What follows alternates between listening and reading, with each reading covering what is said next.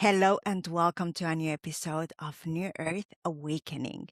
Today we welcome to the show Kathryn Eipl, an emotional strategist, Reiki master, sound therapist, and yoga and meditation guide. She is the founder of Eipl Healing. Every individual person is love healing. She created an emotional and nervous system regulation method, the Neuro-Resonance Method, which is a trauma-informed integrative healing approach designed to help shift unhelpful behaviors, release stored emotional energy, and create lasting change through embodied soulful transformation. Kathryn, welcome to the show. Thank you. Thank you so much for having me. Thank you so much for being here and for being part of the Earth crew, what I call the Earth crew. That's us here. We agreed to be here, so we're living our mission. We chose to be here. It's time to activate the S out of everything. Especially right now, it's needed. Exactly. So what I find to be the most activating stuff ever are the stories, the personal stories of people who have transcended, transmuted, transformed their lives towards the light. Let's call it that. So would you like to start by sharing your journey and how it led you to your work today? Of course. So initially, I've always been interested in psychology. I have a bachelor's in psychology, and that's something that I did. I was a double major in college, knowing that there might be a possibility where if I always wanted to go back to psychology, continue with it, it's very easy to build off that degree. And initially, I was training to become a clinical psychologist. That's what I wanted to do. And the more that I got further into that education, I remember my senior year of college, we went to visit a mental health institution that was nearby our school. And it looked like something out of the movie Girl Interrupted with Angelina Jolie. And one of the things that they told us on the tour, because I was just walking around, I was like, this feels eerie. It just feels like it has this weird kind of energy to it. It feels a little haunting. And one of the first facts they told us was that it was the second runner-up for the location of the Girl Interrupted movie. And then we started the tour of going inside the different buildings, and all of the patients that were, because we didn't go into any patient rooms, but the patients that were out in like the common areas and the spaces that we were allowed to be in just seemed very checked out. They didn't seem like they were aware or taking anything in. Like they were just sitting there. And I thought to myself, if this is what this field, this industry is going to be and going to do to people, I want nothing to do with it. So I decided, all right, this is why I double majored. I'm going to pursue my other passion, which was theater and live entertainment. I became a project manager and was working on live events for theme parks, live attractions, uh, things like that, both in the States and in a few foreign countries. As I was doing that work, at first I loved it. I was excelling, my career was expanding, and I got to a point where I started to hit a wall. I was becoming very bitter because yes, I was good at the work. Yes, I was competent and had good relations with all of the people I worked with. It became something that felt more soul crushing than fulfilling. It didn't feel like I was getting appreciated in the same way at the beginning. It felt like I was beginning to be taken advantage of by several of the companies I was working with. And then when I started to draw boundaries and like call some of my higher ups on what was happening, I would get a lot of corporate jargon that actually means nothing. And then when I would ask for clarification on what those things meant, they would repeat it in a different way, using the same words, just in a different structure of a sentence. So I'm like, great, you don't actually know what it means. You're just like, someone told you to respond this way. So that's what you're doing. And I didn't know what to do. So for a long time, I stayed doing that. I left a really higher up company that I was working with, started my own business. But in all of that, I was really relying on alcohol and cannabis to numb my feelings, because I thought the way the system was set up in the workplace that I was crazy, because I would have these conversations with my bosses. I would bring them up to coworkers, and some of them might relate to my feelings because they would feel similar, but then they're like, this is just how it is. And I'm like, I refuse to accept that. Like, this is not how it is. This is not how we should be treated. This is not why I'm doing this line of work. And so I was relying on substances. I became so bitter and jaded that I luckily was able to catch myself in a moment where I just knew that I needed something happy in my life, something that I enjoyed. Then I asked myself the question, like, what brings me joy? What do I enjoy doing? Because it's clearly not this job. I don't actually enjoy going out for drinks after work. It's just something that I've done habitually to cope. And the first thing that came to my mind was yoga, because I used to have a strong yoga practice before I really ingrained myself in my work. So I found a local yoga studio, locally owned by women, and I started going once a week. Then it became twice a week. Then it was, okay, whenever I can make a class, I'm going to go. And at a certain point, it was hard to maintain going to the studio, because with the job that I had, I could either be working in mornings or in the evenings, and it could switch quickly.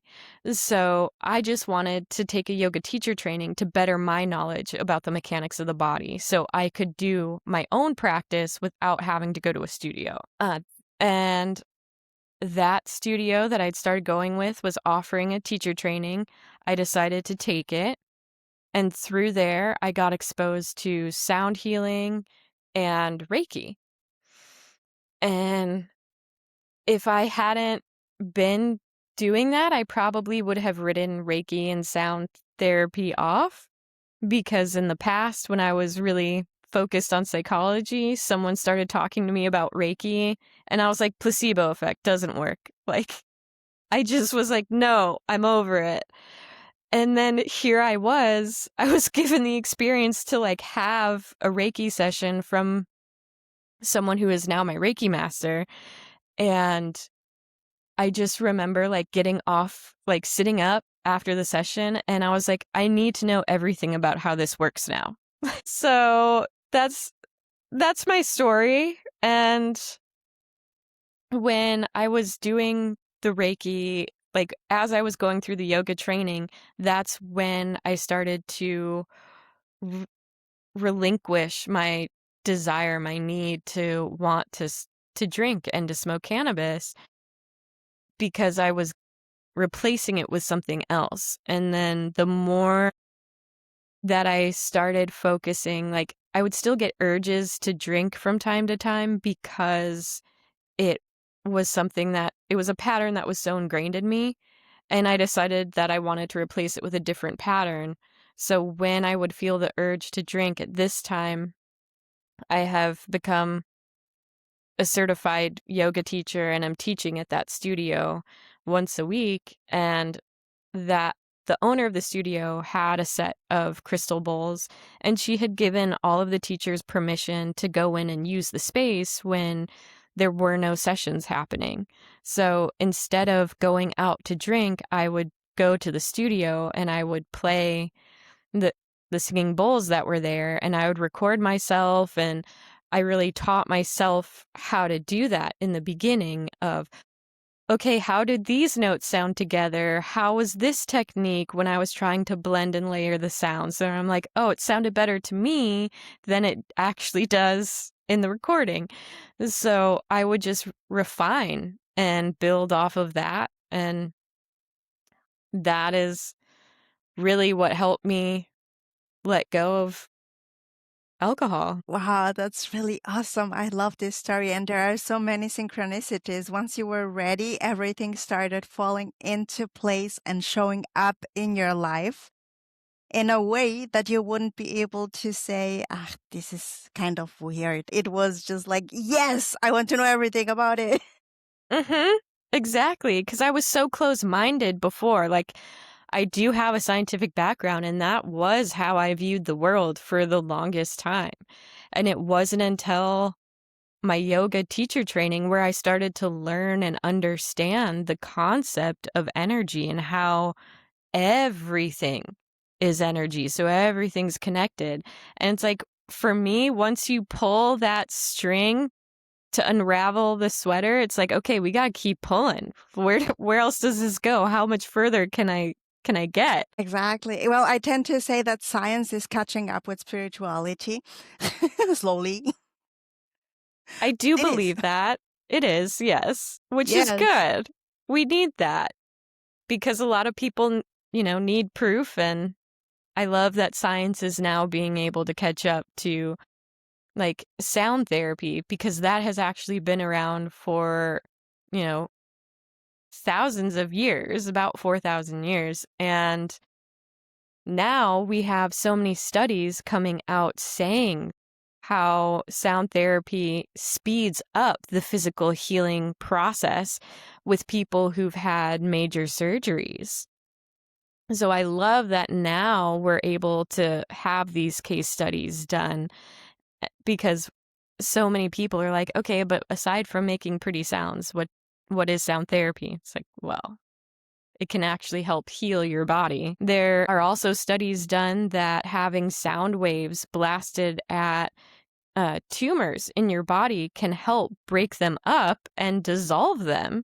So it can actually help uh, with cancer. There's a specific device that has been made to really trigger the sound frequencies in your tumors if you have them. I love that.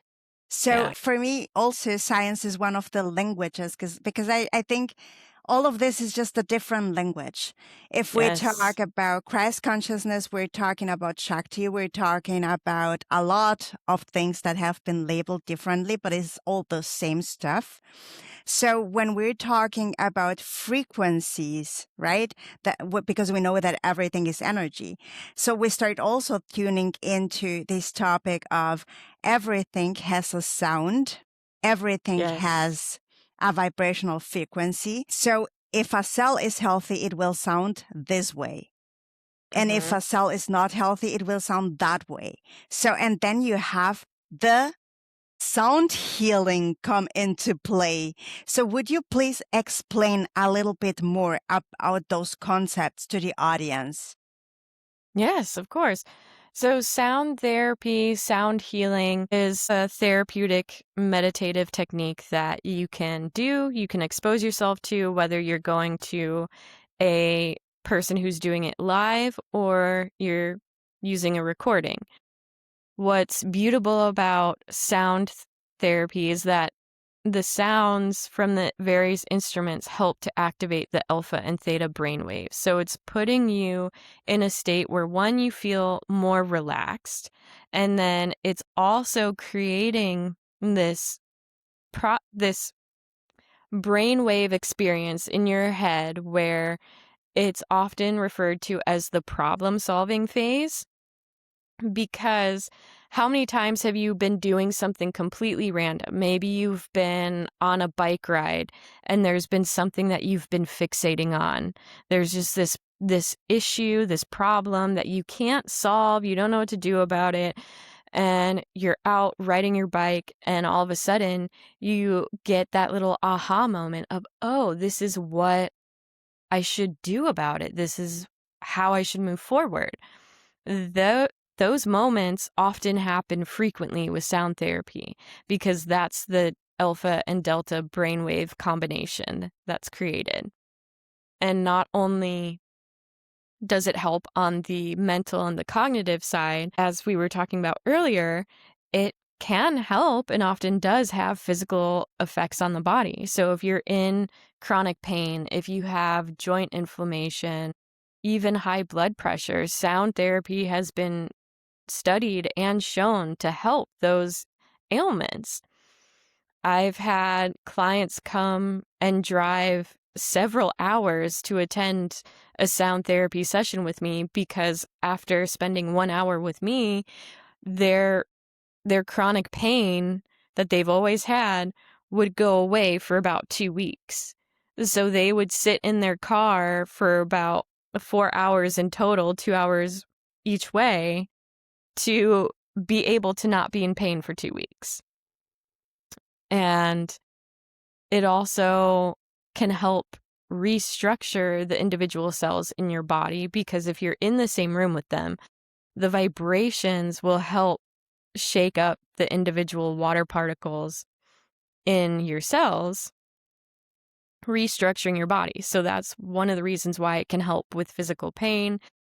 It can also help like with, as I was saying, issues such as cancer. And that is a more, I will say, like coming to me, I make no claims of curing cancer, but there are devices out now that have just recently gotten FDA approval that can be used in that way. Thank you very much for sharing that. And so let's talk a little bit about cancer and cancer patients, because that's also something that you have experience with. But I want to know, what is it that you have learned from when you think about your interactions with cancer patients? What is it that stands out for you that has been a big blessing to be taught? One of the most enjoyable things about working with cancer patients or long terminal illness patients is their attitude. They are surprisingly so upbeat and positive when they come to one of my sound therapy sessions. I teach restorative yoga and sound therapy with Scripps Hospital, and I do it at least once a week, sometimes, depending on the week, twice a week in different locations. And I have a long list of regulars that come because they schedule their day around it, and they are so grateful. And listening to where they are, because a lot of them will share their cancer stories with me, where they're at in their healing journey. And many of them use the sound therapy as a way to meditate and visualize the cancer cells dissolving and leaving their bodies. And they'll then tell me like the results they had on their last check-in and what's going on with their chemo.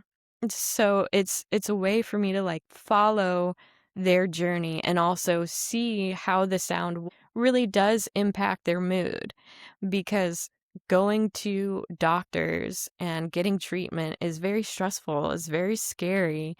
A lot of them talk about how they spend a lot of their lives just worrying. So when they have this hour to let go of worrying and really just focus on being and doing something calming for them, a lot of them have said that that feels more healing to them than, you know, doing the chemo treatments. And so that's been really enlightening to see, because it definitely impacts their mood and their perspective with the illnesses. Thank you for sharing that. And, I love how you speak about it because, I have also read a lot of research on meditation and the effects of meditation also on people who have different type of illnesses, right? And one of the papers stated that one of the things that is most challenging is the emotional part of it and the coping with it, but not only for the patients, but also for their families to be in a good mood, kind of, right? And he Mm-hmm. said, but this is one of the actual most healing things that people can do if they engage into meditation, for example. Also, this was regarding meditation, right? But Mm-hmm. I am sure that the sound therapies and sound healing, once this person has visited you and they are already like, oh yeah, I feel so good. And they go home and it's like seeing them like that must have also an amazing effect on their families. Like, hey, look how you're smiling. Cool.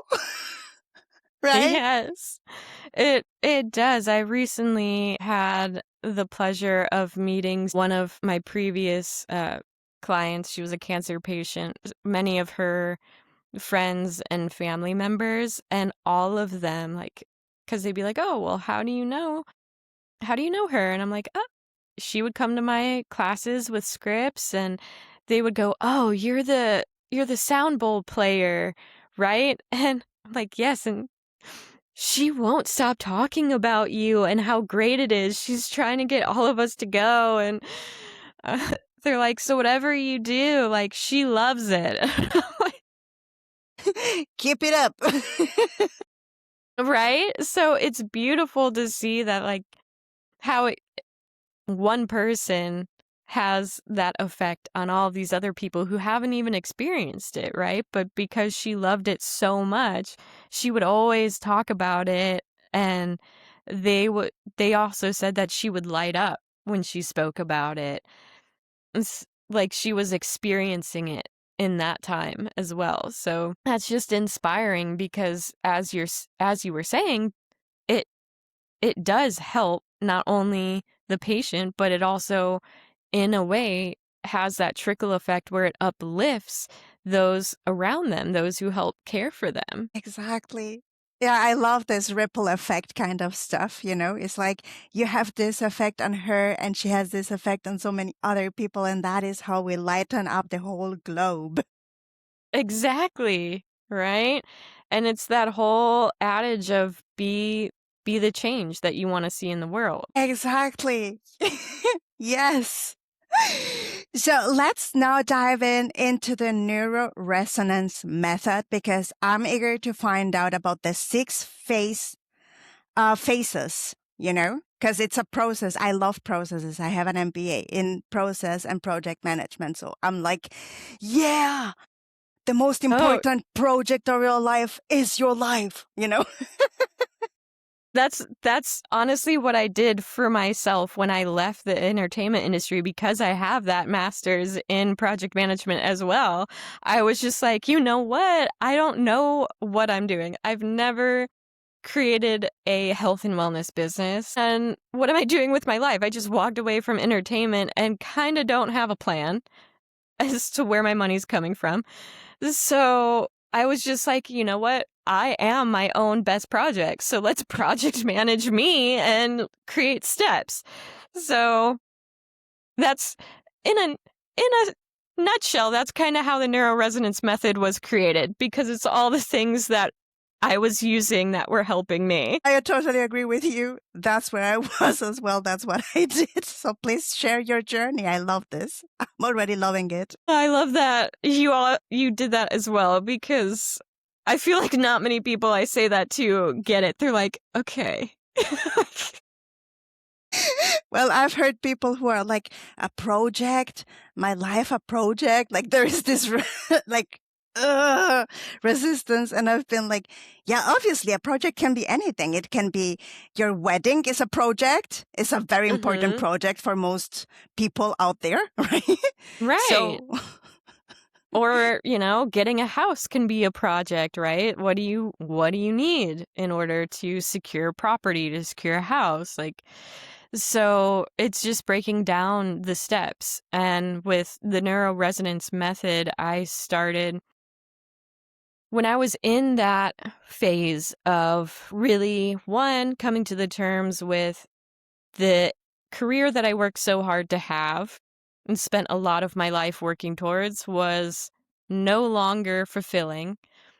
I needed to accept it, which was very difficult because I was battling feelings of feeling like a failure for walking away from that. And that I also needed and wanted to get out of that darker place I was in where I had that reliance on substances. And in that time I was in therapy.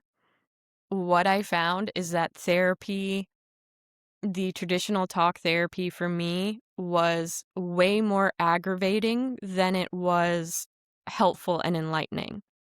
Because there were so many days that I would leave my therapist's office and I would just sit in my car and I'm like, how does therapy help people? Because I am just livid. I'm angry. I feel like we didn't talk about the things I wanted to talk about. We focused on something I mentioned offhand, which was minor. And now I'm remembering things about my family dynamic that are making me angry. And I just, when you're already in a darker place and you find things or areas where you feel like you can push blame and take on the victim role, it's so much easier to do that. And I kept asking me, like, anytime anything happened, I would be like, why is this happening to me? And I knew with all of my psychology training that that was putting myself as a victim. So I'm like, well, I don't want to feel like I'm a victim in my own life. So what can I do to shift that perspective? So one of the things was I went back into studying cognitive behavioral therapy because that was always my favorite type of therapeutic process when I was actively studying psychology. So I went and got a coaching certification specifically for cognitive behavioral therapeutic techniques. And while I was doing that, I was also very active with sound therapy and with Reiki. And all three of those things were having such a profound effect on my own life and how I was presenting myself. And other people would notice, other coworkers, other friends, they'd be like, "What are you doing? Like, you're in therapy, it must be helping." And I'm like, "Actually, I stopped going to therapy. This is what I'm doing now." And that's by having those conversations continuously, I realized that there was this hole that people were missing where they weren't targeting everything at once. So I wanted to create this method and offer a technique that really not only targets the mental and cognitive aspects, but it also goes deeper into the emotional side and the energetic side. So that's what the Neuro-Resonance Method is. It's a combination of CBT, a little bit of internal family systems as well, IFS. And I know I love that stuff too. Reiki, and sound therapy. So it's a combination of those three modalities. And as you've said, it has this 6-phase process. So the first phase is the initial assessment. And that's where we're really taking stock of how your life is now, what's going on in your life, what are you happy with, what are you dissatisfied with, uh, what are you aware of your most frequent thoughts? If you are, what are they? And then we set that aside and we start creating a list of what are the goals? What do you want to feel in your life? What thoughts do you want to regularly have? What does your dream life look like to you? What do you do in a day? What are the things that you're working on? And then the second phase is focused on pattern identification. So that's where we're looking to explore the different behaviors and the thought loops that you've already have going on. And we'll start focusing on the emotional patterns that correspond to those thought loops. So when you're in a specific thought loop, what emotions come with that? And how does that contribute to your current present day life? So then that pairs with a journal. It's called the Power Affirmation Journal. And we'll use that to start tracking what your awareness is on the focused topic that we're focusing on, and if there are any resistance to certain things. Because a lot of times when we believe one thing, we can be resistant to believing the opposite can be true. And the third phase is the energetic activation. So that's when we start to introduce Reiki and sound therapy into the mix. So after we feel like we've identified some patterns, then we'll go in with Reiki. And I feel like you may have also experienced this yourself, is when you're in a Reiki session, sometimes you get memory recall come in and you're living out a memory that you forgot about. And that memory most likely ties back to a thought loop that you have about yourself that isn't true. It's just that one moment or maybe a handful of moments in your life that have created this belief for you. And the sound therapy really goes deeper into that because we want to clear that energetic space out of the body. So the sound will help push it out, and that's creating space for us to do like a new programming. And then from there, we go into phase 4, which is the cognitive awareness. We go back into pattern recognition of your thoughts, but in a more detailed way. I have a thought tracker that we'll use to track where your current thoughts are, the emotions associated when you started to feel like have those thoughts, and then also we'll start asking, what evidence do you have that those thoughts are true? Because a lot of times there's very little evidence that those are true, and then we'll look for evidence that's contrary to your thought.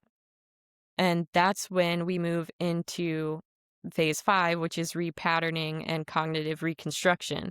Well, we'll use the evidence that is true in your life. So the evidence that most likely doesn't correspond with the thought you have, and we'll start to create new thoughts that are in line with the evidence that we actually have.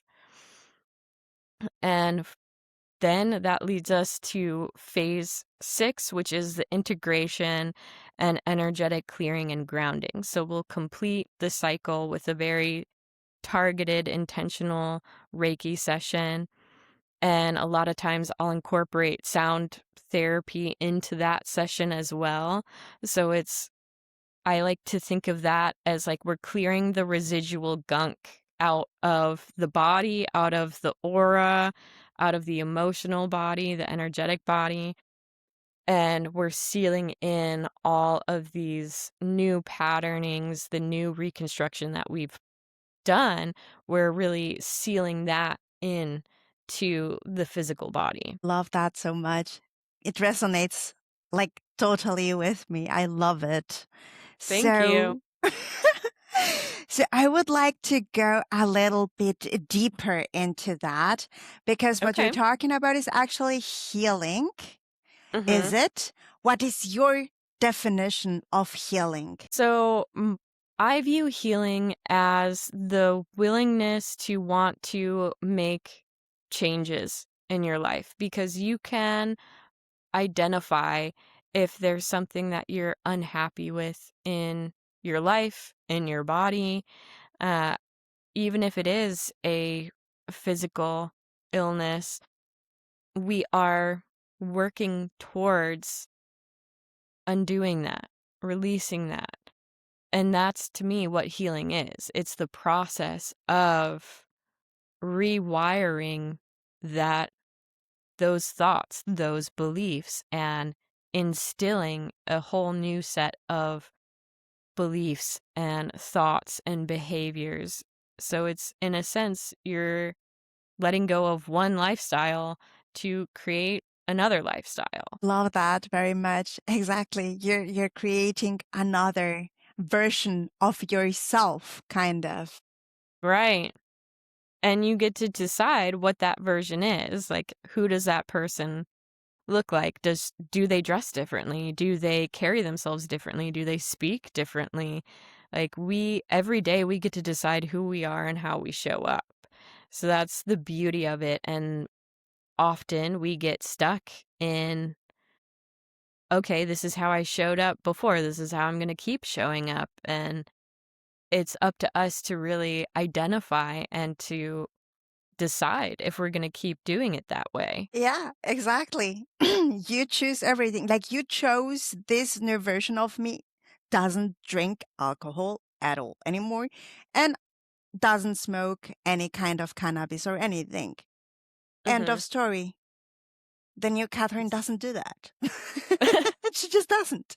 Exactly. And, it's what I think there is a misconception about with healing is that it's going to be easy, because when people talk about healing, it's this belief that it's the other side and healing is going to start feeling better. And yeah, when you're over there, when you get there, it will feel better. And the process to healing can be difficult because it's something you haven't done before. So you don't necessarily know how to do it. It's going to feel messy, and that's okay because you're transitioning your life. Like, a great metaphor for healing is a caterpillar to a butterfly. Like, the caterpillar doesn't know that it's going to come out of its cocoon with wings and able to grow. And like, watching a caterpillar create a cocoon is beautiful, but also a little gross because they're collapsing their entire body. And if you watch them in the cocoon, they turn into a pile of mush. So it's like, when we're healing, we got to turn into a pile of mush so that we can regrow and come out as beautiful as a butterfly. Exactly. Yes. And it's gonna be messy, this mush. Mm-hmm. And then you're gonna need to spread your wings with a lot of, effort and all of that to get out of it. But if somebody helps you there too much, then the butterfly won't survive. So I really love this metaphor as well. Thank you for Thank sharing you. that. I used to help rear butterflies a few years ago, so it's been something that like was a very unintentional healing process for me at that time, and I found a lot of just similarities with what I was going through and working with the butterflies. So it's a little personal for me, that one. Yeah. Oh, I feel with you. I'm also totally into animals, with the Yeah. Reiki as well.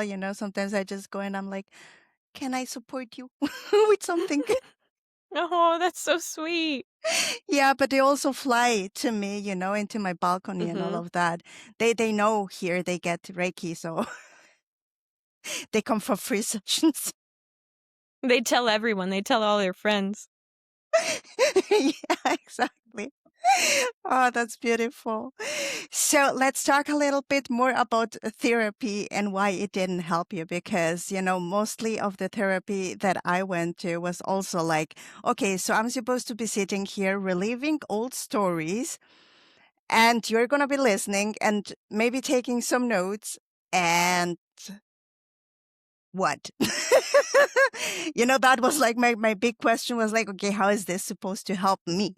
Like reliving the old same story.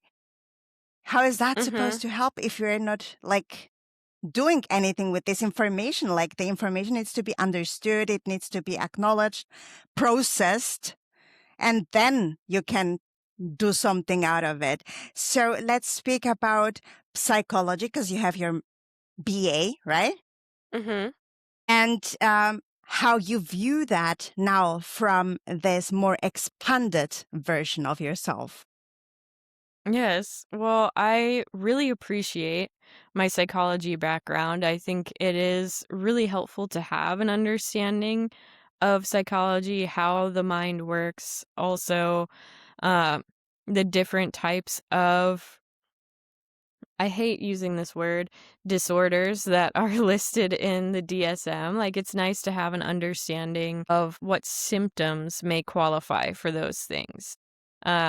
One thing I always thought was strange with the DSM is you need 5 to 6 of those symptoms to categorize yourself as having said mental illness. And there's so much grayscale that I don't feel is accounted for in that system because it's just running down the list. Do you have this? Sometimes we're going to say that's yes. Okay, do you have this one? Okay, a little bit, we're going to say that that's yes. Like, do you have this one? No. Okay, well, don't worry. There's still 8 more that we've got to go through. And so if you end up even just identifying with these things a little bit, someone could categorize you as having depression or anxiety, um, when really you might be a more sensitive person who just needs to learn how to adapt and live your life in accordance with how the majority of people around you are living. It doesn't mean that you have anything wrong with you. It just means you might be a highly sensitive person energetically. It might mean that you're an empath, right? And so therapy doesn't always account for that. And I also do want to put the disclaimer that therapy is and can be very helpful um, for many people. And I know a lot of friends who are therapists, and I if it wasn't unethical for me to go see them because they are my friends, I would, because I know that they're great therapists. Um, and so that said, like, therapy can be supportive and helpful, and there are also therapists out there who are attuned to the energetic side of things and do account for things like uh, being more empathetic, being an empath or a highly sensitive person. Like, I don't know if you're aware of Judith Orwell. She's a she's a therapist who is a highly sensitive person herself and also an empath. So when she was, I believe she's retired from her therapeutic practice now, but she has written several books, and when she was practicing, she noticed that a lot of the clients that were coming to her were also exhibiting symptoms of what a highly sensitive person would have, as well as what an empath would have. And she made that correlation of, oh, it's because that's me, that's what I am, and so I'm attracting those types of people. And she also found that they would be on medications that they didn't actually need to be on. They just needed to learn how to manage their energy differently. And so she would help them transition off of the medications that they had been prescribed by others and how to institute other ways of tending to their energy and their emotions. So she has a great book that I almost always recommend to people, and it's called The Empath Survival's Guide. It is a super quick read. She uses science in her findings, so it is very educational. And she also provides a lot of different exercises that one can do to protect their energy, to ground themselves, to recalibrate their emotions. So Judith Orwell, highly recommend her work. Uh, she's, yeah, she's one of those examples of a therapist who's doing both, where she's not rejecting science, she's using it, and she's also incorporating the energetic and emotional aspects to it. Thank you for sharing that with us and with the audience. Two things You're that I welcome. want to say there is because I loved your take on that and how you basically peel something down. It's like, yes, the first thing that I wanted to share is like they did a study. I don't know if it was in the 50s or something like that. People may be able to look it up. And there was this psychologist, and he sent people who were in no way mentally ill to these kind of mental health institutions. And Mm, he told them exactly what to say so that they would get institutionalized. And ooh. after that, he told them, after that, you just drop it and you just behave like you usually would, like normal, right? And after a few weeks, we will see what happens if somebody notices that you are actually not mentally ill and that you shouldn't be there, basically. And he did that, and they didn't notice anything. It seemed like the behaviors, if somebody was journaling a lot, then it became excessive. So, and then he wrote a paper about it. It was published. And the people who were in those institutions, like doctors and nurses, they were very like, WTF. And they were trying to like salvage something. And they said, if you send us people again ever, then we're going to notice exactly who is mentally ill, because he proposed that we're actually not able to say if somebody is truly 100% mentally ill or not, right? He was saying Mm-hmm. there is this gap. And so they said, no, there is no gap. Next time we would totally nail it. And so he was like, yeah, okay, whatever. And then afterwards, they started sending people home and not institutionalizing them, right? And then it turned out that this guy, the psychologist, he didn't send anybody else anymore, ever. But these people were so attuned to, oh my God, this may happen and all of that, that they were just sending people home who maybe really needed to be treated. So, and that this like proved his point again. So I just wanted the people to know this, because I resonated so much with what you just said about mental health institutions, how that helped you to redefine your path. And also therapy. And there are therapists out there that are really very attuned. Like that was the last one that I visited ever, was one of these people. And that was also the person who basically motivated me the most to go into this highly sensitive person research that you just also Mm, mentioned. I love that. So to them. Yeah, and that's the thing is like there's I love that you mentioned that study. I want to find that for myself and read that because that is very interesting. And it's once you label someone, then you're looking for ways, you're looking for evidence to believe the label that you've assigned them. And that can be a pitfall when receiving mental health, because if you get labeled with one thing, like say it's bipolar, then the therapist, the other people there are going to be identifying and correlating all of your behaviors to fit into what the description of bipolar is, even though you might be someone who is more highly sensitive. So you experience the emotions on the heightened side. So if there's something that makes you sad, like you're really going to feel it. And then if you find something that makes you happy and brings you joy, you're really going to relish in it. So it's knowing and being able to discern the difference between someone who is really struggling with a bipolar and someone who is really attuned to their emotions and the energetic surroundings, so much so that they aren't even aware that other people don't live that way. Like, so it can that's what can be tricky with therapy and receiving uh, mental health help for that. Yeah. Thank you for sharing that. Exactly. Yes. So there is a lot to uncover there also. We could even dive even deeper. What I tend to say is like at the end of the day, what counts is this behavior showing love? And does it arise from love?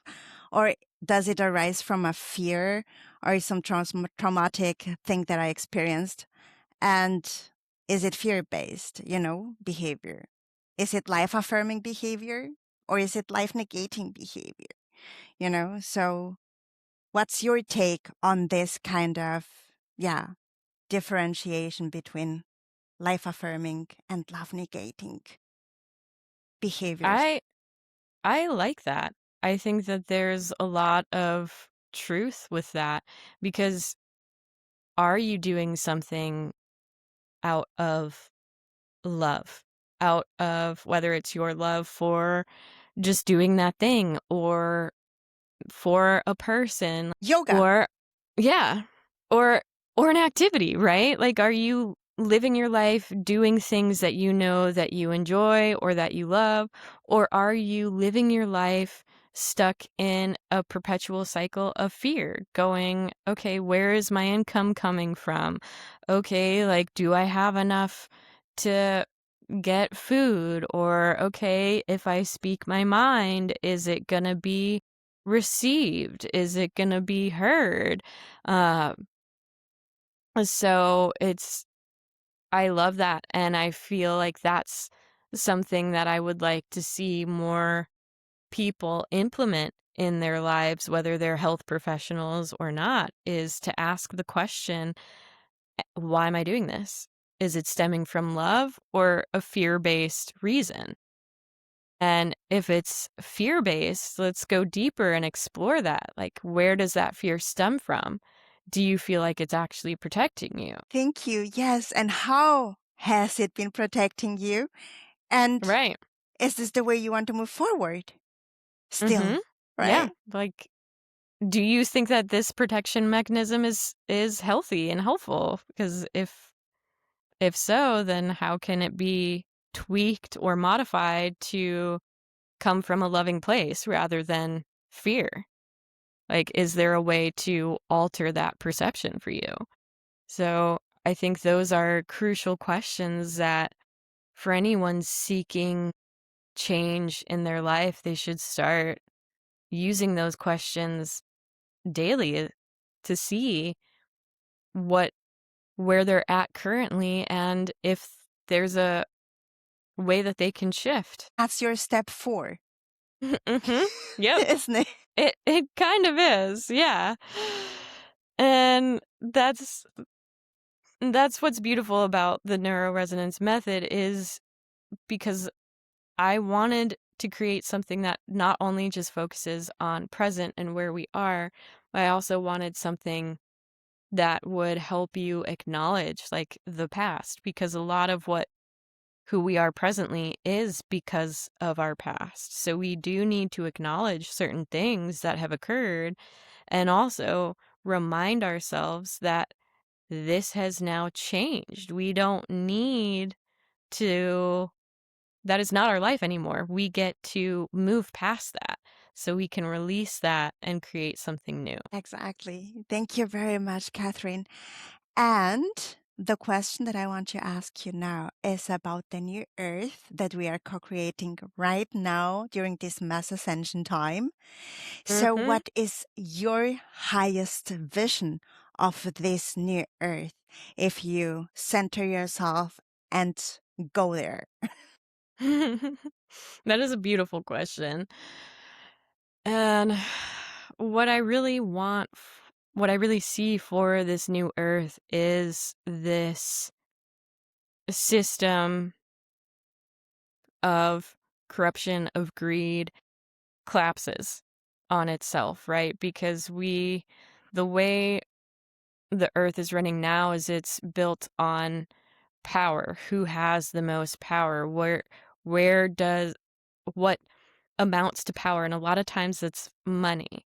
And we were put on this earth with a planet that has all the resources we need to live. It's got oxygen, it has water, it's got food from plants and animals, and we've created a system that is depleting all of those resources for us by making processed foods, by using AI, which actually depletes our water. Um, and that issue I feel like isn't spoken about enough because it's always like, how can AI do this? How can AI improve this? Well, AI is depleting all of our water sources, so maybe let's put a pause on that. Um, and so with the new earth, I would love to see all of that greed and corruption and power seeking, money seeking dissipate and us return to kind of an older way of living where we're growing our own food, cultivating the land, and living in communities where there are, some people who take on tending to the earth and growing food. And then there are other people who take on the aspect of cooking and healing people, so that's what I see and envision for the new earth. And I'm really excited to live in that way because I think it's something that our ancestors did so long ago that we've just become so far removed from. So I'm excited to return there. Thank you, Kathryn. And so it is.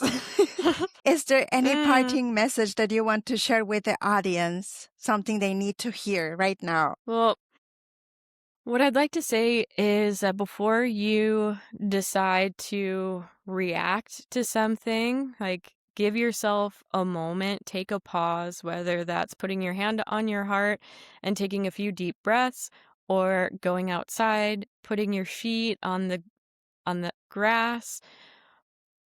Give yourself a moment to really just breathe into it and ask yourself where that reaction is coming from and what about the situation has triggered you, upset you, and then ask, how can I respond to this from a loving place? Like, how can we have this and move forward out of love rather than feeling like an attacked, triggered place? Thank you. I love that. Where there is a trigger, there is healing nearby. Oh, I love that. I'm going to use that one. That is so true. When there's a trigger, there is healing. Uh, I like to say triggers are our teachers. Exactly. Yes. Very, very amazing teachers everywhere. Exactly. Everything's a teacher at some point. Thank you very much, Kathryn, for sharing that. And we will be posting your links below for all those amazing souls who feel called to find out more about your methods, about your healing, and about all those amazing gifts and medicine you bring to the world. So thank you Mm. for being here, Kathryn. Oh, thank you for having me. It was a great opportunity to speak with you and to connect with a similar soul. Yes, indeed. Thank you. And to everyone out there, I hope you enjoyed.